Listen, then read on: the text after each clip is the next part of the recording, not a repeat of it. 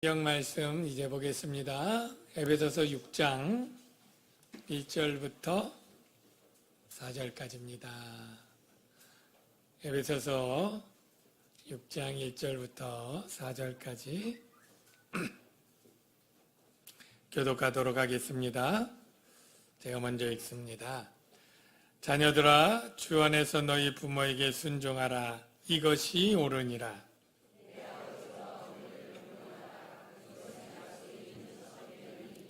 이로써 내가 잘되고 땅에서 장수하리라.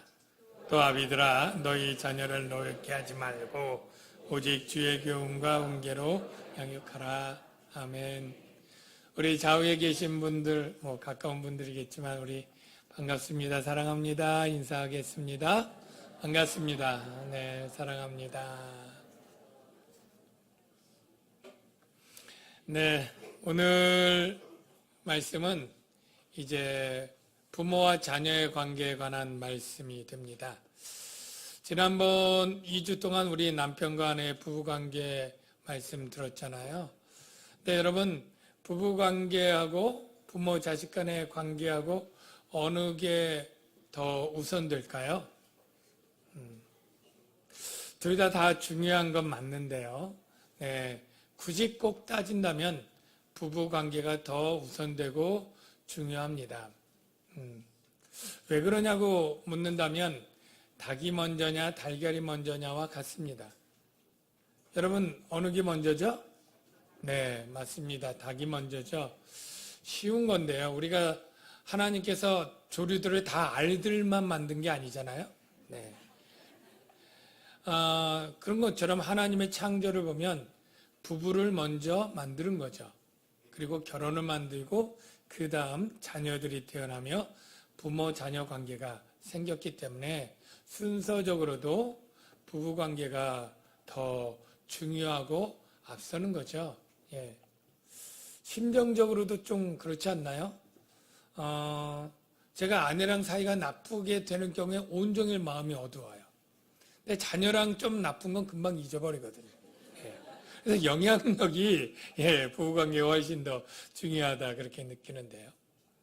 오늘 다 중요하지만 특별히 부모 자녀의 관계도 참 행복에 굉장히 큰 영향을 미칩니다. 참 부모 자녀 이 관계도 참 어려움을 겪는 분들이 좀 많은데요. 우리가 자녀 교육을 주로 어떻게 배우느냐라고 하면 여러분 대개 부모들에게 배웁니다. 거의는 부모가 나를 어떻게 가르쳤더라 생각하면서 자녀 키우면서 부모의 가르침에 자기가 이제 보완도 하고 수정도 하고 이건 좀 지나친 건 좀 약하게 이렇게 자녀들을 대개는 가르치죠. 그러니까 그 기준과 근거가 주로 부모에게 받고요. 두 번째로 영향력 받는 게 아마 또래 아이들을 둔 학부형들에게 받지 않을까 싶어요. 그래서 같이 유치원 학부모들이 또는 학교 학부모들이 애들을 요즘 어떻게 키우는지, 무슨 교육을 시키는지, 어느 학원이 좋은지, 어떻게 하는지 이런 것들을 보면서 자녀 교육의 방향을 잡고 거기에 따라 이렇게 가르치는 것 같습니다. 물론 조금 더 이렇게 열심히 있는 부모님들은 자녀 교육에 관한 책도 읽고 강좌, 교육, 교수의 강좌도 보고 그것들을 참조하기도 합니다. 그런데 이렇게 해서 나름대로 자기 자녀들을 잘 알고 교육을 하면 참 자녀들이 잘 되고 자기의 뜻대로 되어줘야 되는데 현실적으로 그러지 못한 일들이 많아요. 지난번 뉴스나 이런 건 좀 극단적인 얘기지만 자녀들이 부모를 살해하는 그런 일들이 가끔 뉴스에 나오잖아요. 예전에 그런 일들이 나오면 굉장히 큰 뉴스고 지금도 물론 그렇게 뉴스에 나옵니다만 제가 그 자녀들이 부모를 살해하는 그러한 사건을 최근 이렇게 검색해 보니까 최근 30개월 동안에 29건이 발생이 되니까 한 달에 한 번씩 자녀들이 부모를 죽이는 일이 대한민국에서만 일어났고요. 반대로 부모가 자녀를 죽이는 건 또 별도로 어린 자녀들을 구타해서 죽이고 또 살해하고 그리고 오래 방치하고, 그것이 최근에 그 학부모들이 장기 결석하는 애들 가정 방문하고 조사하는 것 때문에 굉장히 많이 드러났다는 얘기예요. 우리가 정말 이렇게 점점 현대화되고 지성이 되고 좋은 교육도 계속 가르치고 하는데, 부모 자녀 관계가 이렇게 극단적인 일들이 자주 일어나는 것은 물론 극소수지만 굉장히 그 관계가 힘들고 어려운 가정들이 너무너무 많은 거죠. 어떻게 보면 부모들이 자녀들을 교육하는 게 처음에는 굉장히 열심히 있는 그런 부모들은 만만하고 쉬워 보입니다. 왜냐하면 초등학교 다닐 때까지는 잘 따라오거든요. 뭐 하라는 대로 하고 뭐 배우라는 거 배우고 교회도 오래면 잘 따라다니고 그러잖아요. 그래서 그때까지만 해도 자신만만하고 내 자녀는 내가 잘 키울 거야 이렇게 생각했던 부모들이 꽤 많은데, 그게 언제부터 꺾여집니까? 초등학교 고학년 되고 중학교 되면서 애들이 부모 말을 고이고이 듣지 않죠. 자기 의견이 있고 고집이 있고 주장이 생기고 자기 싫은 거 안 하고, 이제 중학교쯤 가면 부모가 이게 쉬운 게 아니구나 이렇게 생각하게 되죠. 그러다가 거의 뭐 대학교 청년 되면서는 잘 얼굴 보기도 힘들고 서로 관계가 잘 안 될 뿐더러 그 말이 먹히지 않고 포기하면서 내가 자녀 교육을 잘못했던 부분들이 있구나 그렇게 생각하지만 이미 때는 늦었죠. 애가 다시 시작하는 5살, 3살로 돌아갈 수 없잖아요. 신앙교육도 마찬가지인 것 같습니다. 어려서 이렇게 신앙생활 잘 할 때는 몰랐죠. 그래서 제가 신방하고 이렇게 자녀들 신앙 이렇게 물어보게 될 때 많은 부모님들이 그런 식으로 대답을 해요. 얘가 참 초등학교까지는 열심히 다녔어요. 중학교 때는 수련회도 다 가고요. 임원도 하고 교회에서 살았어요. 그런데 지금은 안 다녀요. 그런 경우가 굉장히 많습니다. 그래서 정말 저절로 잘 될 줄 알았지만 어려서부터 자녀 교육을 잘할 수 있을 거라고 했던 내 마음이, 그리고 더 열심히 간절하게 그 자녀에 대한 어떤 영적이든 다른 교육을 잘하지 못한 것을 뒤늦게 후회하는 부모들이 적지 않습니다. 그게 다 무엇 때문이냐면 우리가 이 자녀 교육의 기준을 부모님이나 또는 또래 엄마들이나 이 세상의 학자들에게 배웠기 때문이에요. 자녀 교육에 대해서는 하나님의 말씀을 들어야 되는 줄로 믿습니다. 부부관계가 회복되려면 하나님의 진리의 말씀 가운데 처방되고 회복되어야 되는 것처럼, 부모와 자식 간에 잘못된 관계, 병든 관계가 있다면 하나님의 진리로 바르게 정립되지 않았기 때문에 일어나는 많은 부작용들이고 잘못들입니다. 우리 남양주광교회 모든 성도들, 저희 가정을 비롯해서 연약하고 부족한 점이 많이 있고 고쳐야 될 부분들이 많이 있을 줄로 압니다. 이 시간 하나님 말씀을 우리가 치료하는 말씀으로 듣고 여러분의 가정이, 특별히 여러분의 부모님과 여러분, 또 여러분의 자녀들과 여러분의 이 부모 자녀 관계들이 바르게 정립되고 회복되는 은혜가 있기를 주의 이름으로 축원합니다. 먼저 자녀들에게 처음 주신 말씀이 뭐냐면, 자녀들아 주 안에서 너희 부모에게 순종하라, 이것이 옳다 이야기를 했습니다. 먼저 한 가지 질문할게요. 자녀들이 부모에게 순종하는 것은 몇 살 때까지 해야 될까요? 언제까지 해야 적당할 것 같습니까? 네, 뭐 답이 나오는 것 같기도 하고요. 많은 분들이 성인 전까지는 순종해야 되지 않느냐 이렇게 얘기를 해요. 그럼 성인의 나이가 우리 만 19세인데 만 19세 넘어서는 이제 순종하지 않고 독립적으로 결정할 수 있느냐라고 말하면은 세상 사람들은 그렇다고 고개를 끄덕일지 몰라도 성경은 그렇지 않습니다. 그걸 어떻게 할 수 있느냐면, 여기 자녀들한 이 자녀들은 미성년자 자녀들도 포함하는 단어고 성인된 자녀들도 포함하는 헬라어입니다. 그래서 이 자녀들은 다 부모의 권위 아래서 부모님을 머리로 두고 순종해야 됩니다. 그런데 언제까지냐면 바로 결혼 전까지죠. 네. 결혼하면 하나님이 네가 부모를 떠나서 라고 돼 있죠. 그 떠날 때 하나의 독립된 가정이 되고 아버지를 머리로 했는데 이제 독립된 머리 남편이 생기게 되는 거죠. 그래서 이때 결정권은 새롭게 만들어진 가장인 그 남편이 그 결정권을 갖게 되니까 바로 그 직전까지 부모 밑에 있을 땐 머리 된 부모 중에 아버지에게 순종을 하고 결혼하면 그때 새롭게 가장의 머리에게 순종하는 거죠. 그래서 참고로 결혼하지 않은 미혼 자녀들의 결혼 배우자 결정은 바로 그 부모에게 있습니다. 여기 미혼 청년들이 조금 있기도 할 텐데요. 보통 우리 부모님들이 미리 요즘 뭐 애들 지가 알아서 결혼하고 지가 알아서 정하지 이렇게 말하잖아요. 네, 사실은 엄밀하게는 그 잘못된 것입니다. 자기가 알아서 뭐 고르고 뭐 이렇게 해도 그것을 결정하는 것은 부모예요. 부모가 해야 됩니다. 그 결정권을 쉽게 내주지 마시기 바랍니다. 그 자녀의 결정권을 자녀에게 쉽게 내어줘서 그래 나는 그냥 그 결정권 포기하고 너에게 위임해 줄 테니까 네가 알아서 결정해. 그러면 그 자녀가 나중에 어떤 가정을 만들어든 어떤 잘못을 가지면 그 책임을 그 위임해 준 그 부모 아버지가 갖게 되는 거예요.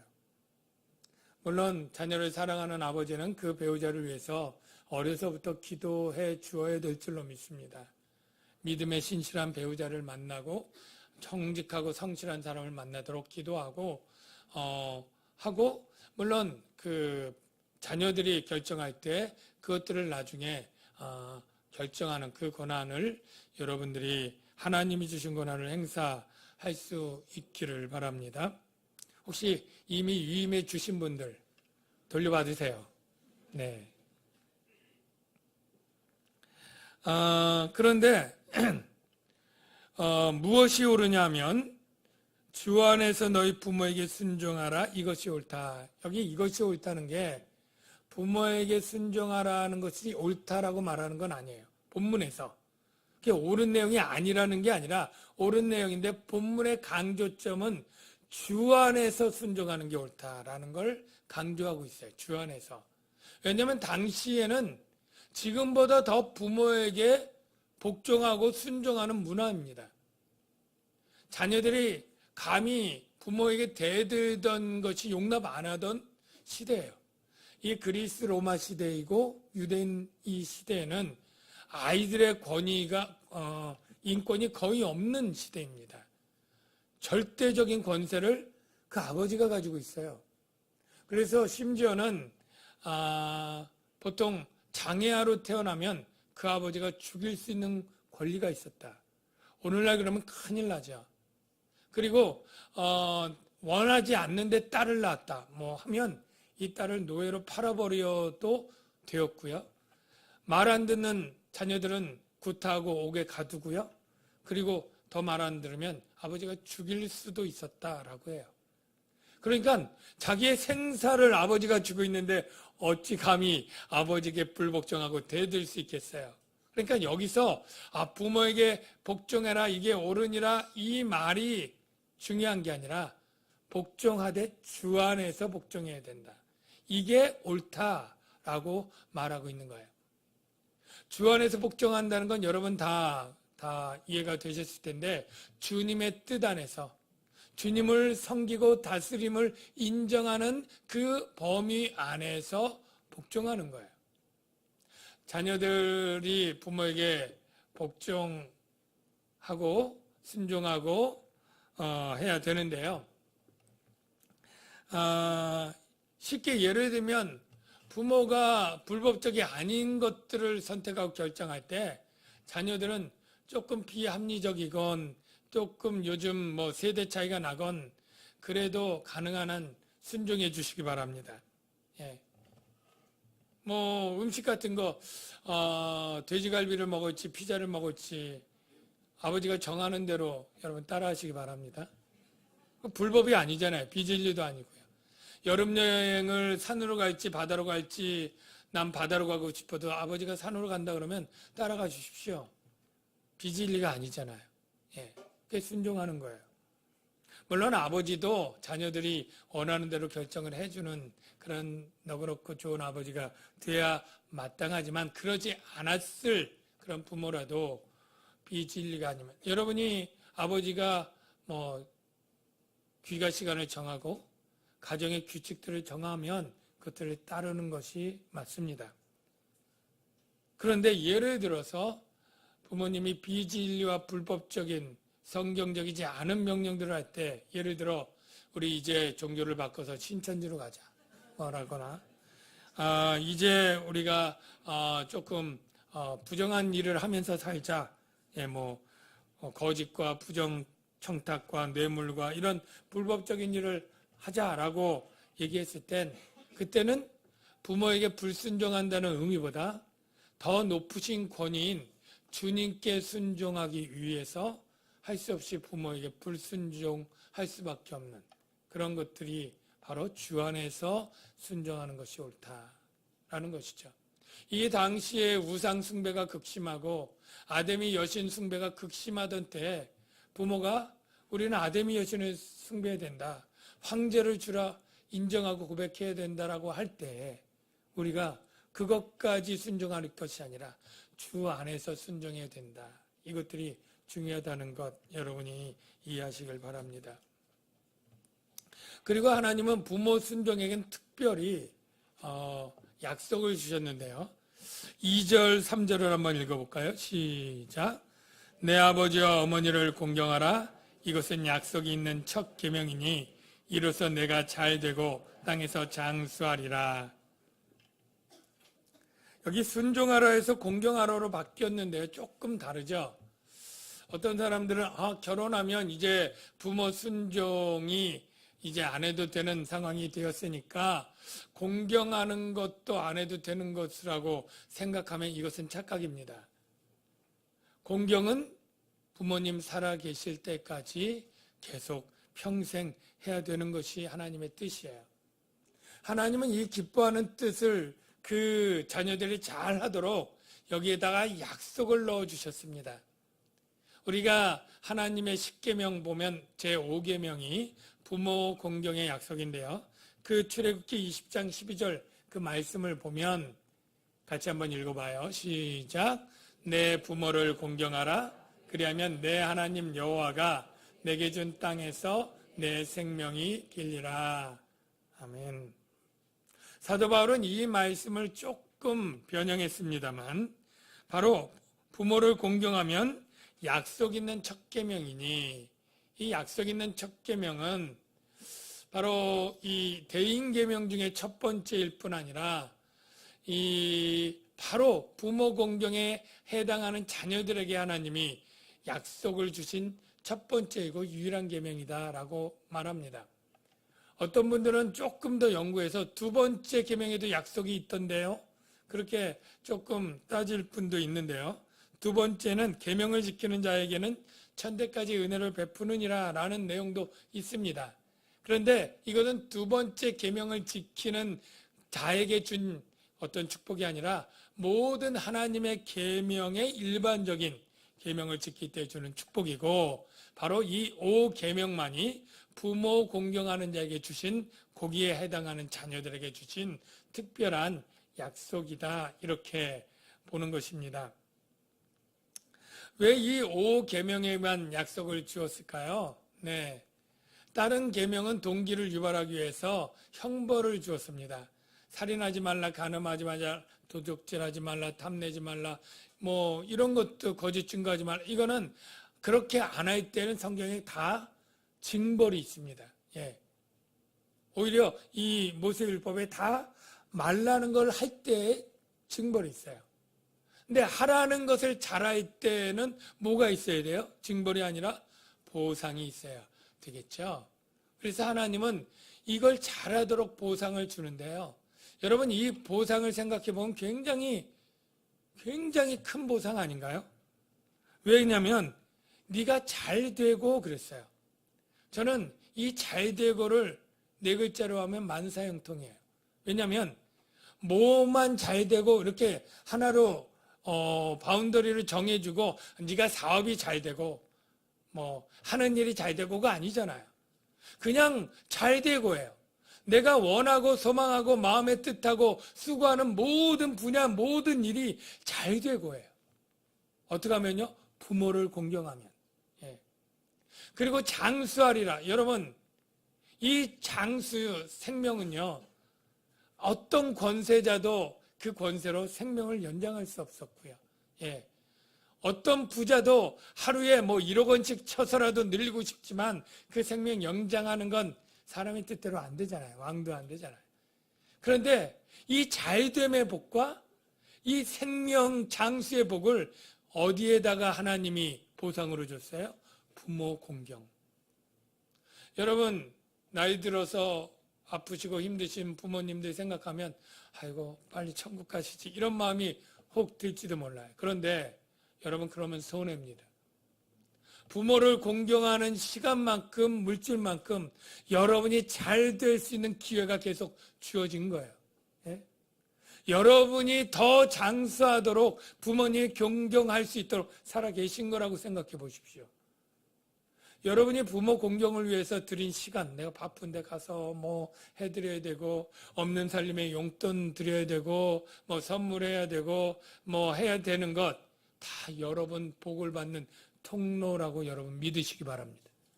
하나님이 약속을 하고, 그거 그냥 약속일 뿐이야. 그거 진짜 믿었어? 그러실 분이겠어요? 예? 하나님이 약속하면 변개치 않고 반드시 후히 주시는 분인 줄로 믿습니다. 여러분이 잘 되고 싶어요? 네. 부모님께 더 전화하시고 공경하십시오. 여러분이 장수하고 여러분이 주신 수완보다 다 채워서 꾹꾹 눌러서 잘 살기를 원하신다면 여러분 더 부모님 찾아뵙고 용돈 드리시고 하십시오. 분명히 이 약속대로 잘 되고 장수하게 될 줄로 믿습니다.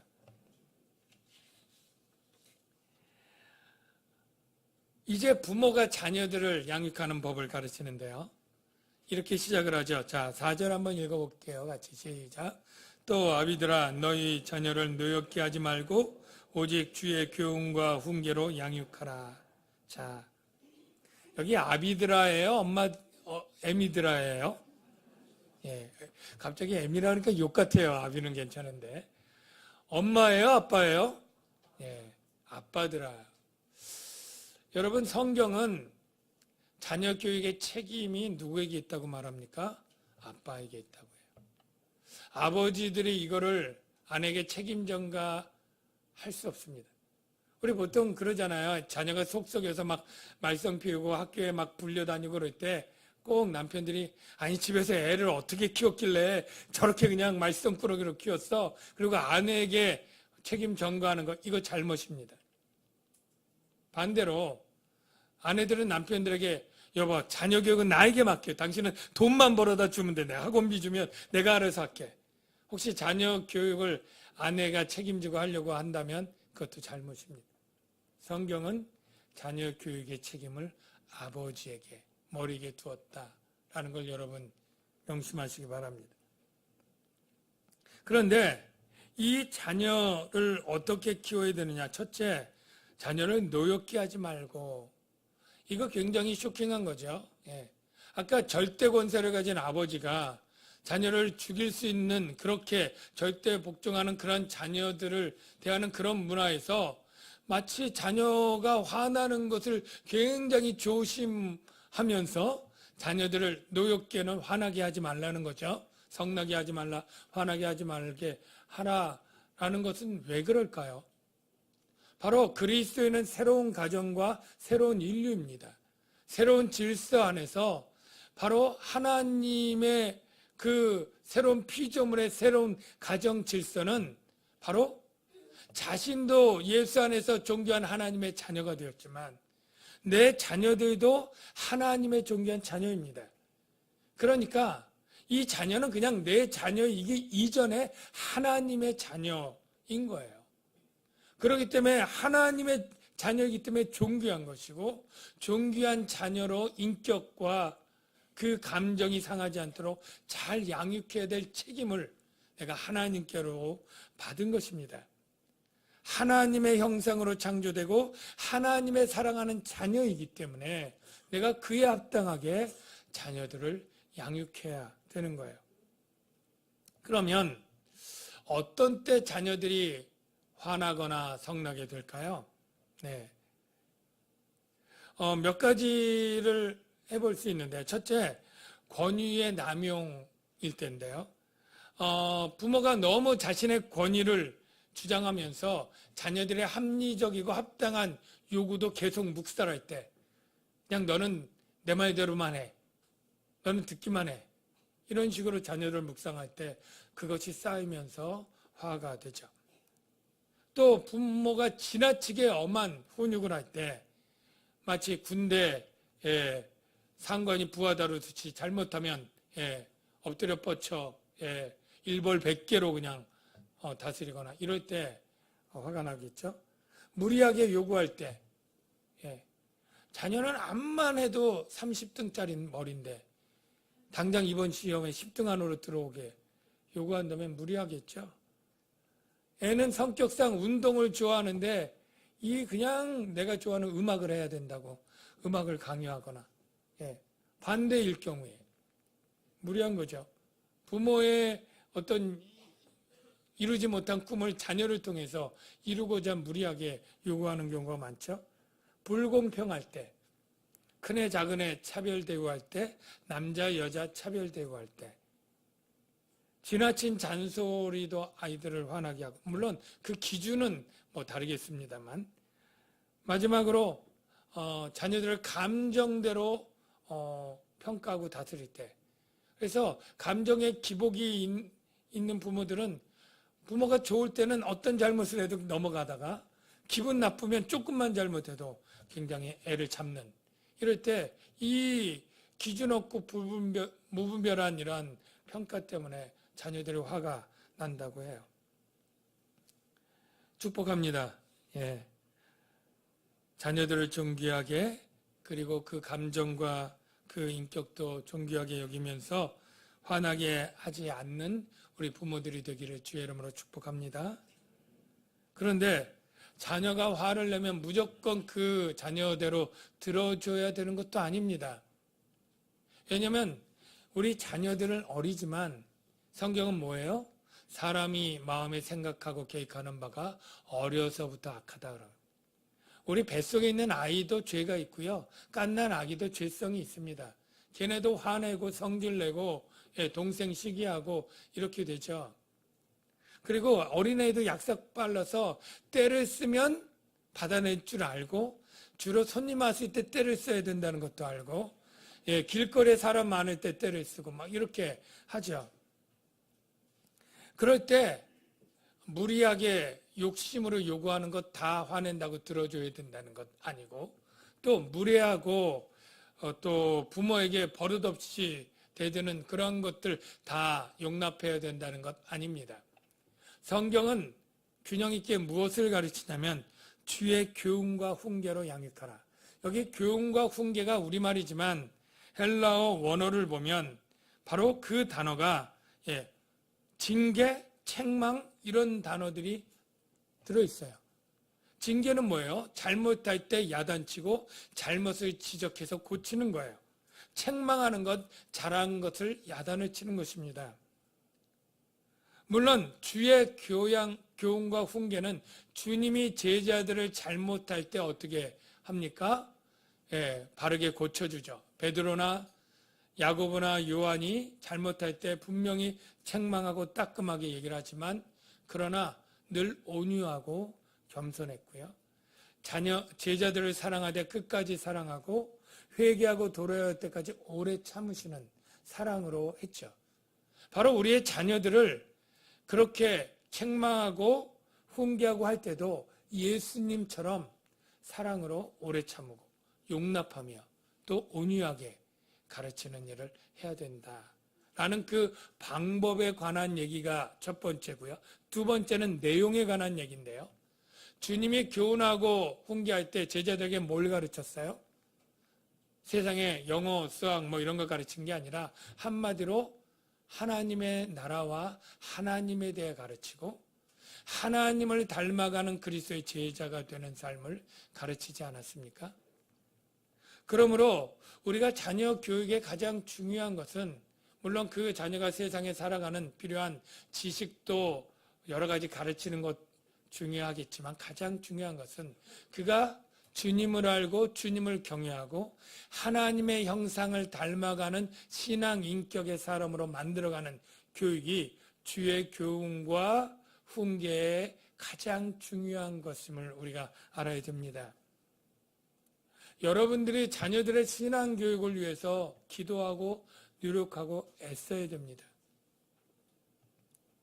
여러분이 아까 어린아이들 지금 영아부, 유년부, 유치부 지금 신앙 교회 잘 따라다닌다고 아까 안심하는 부모님처럼 있어서는 안 돼요. 지금은 힘이 약하고 부모님이 좋으니까 따라다니지만 이제 자기 친구들 생기고 초등학교 고학년 중학교 되면 그때 그 신앙이 나타나는데 그때 후회하면 늦습니다. 여러분 구약의 엘리 대제사장을 대부분 아시죠?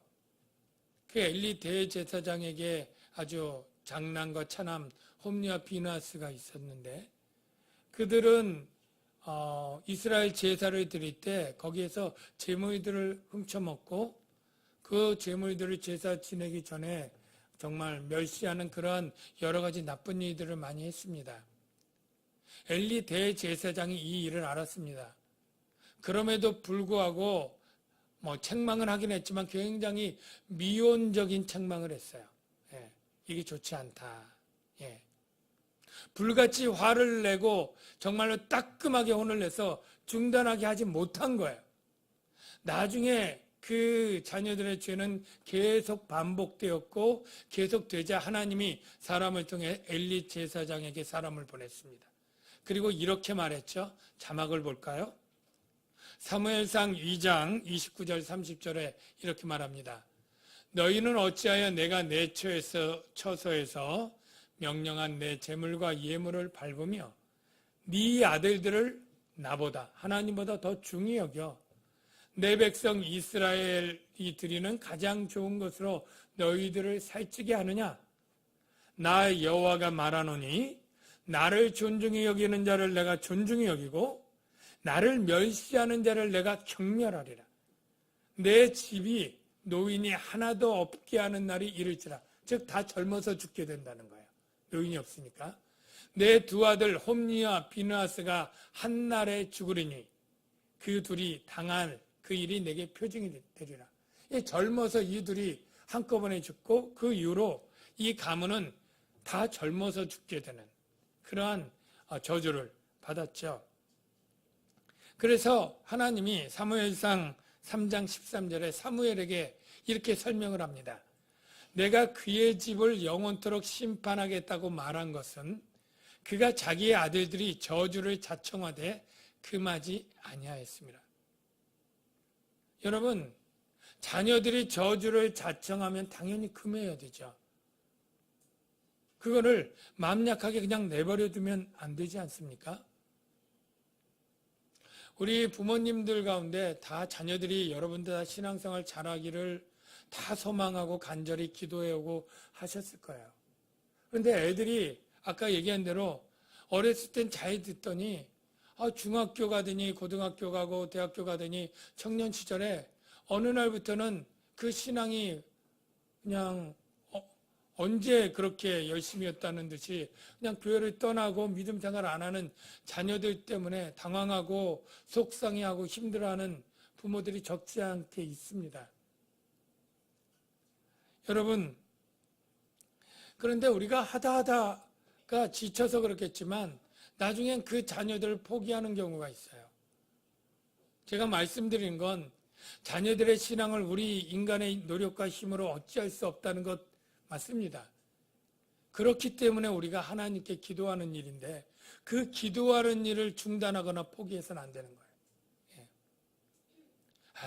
계속 권하면 제가 또 나이도 커서 이제 마음 상할 텐데 어떻게 또 같은 말 계속 힘들게 해.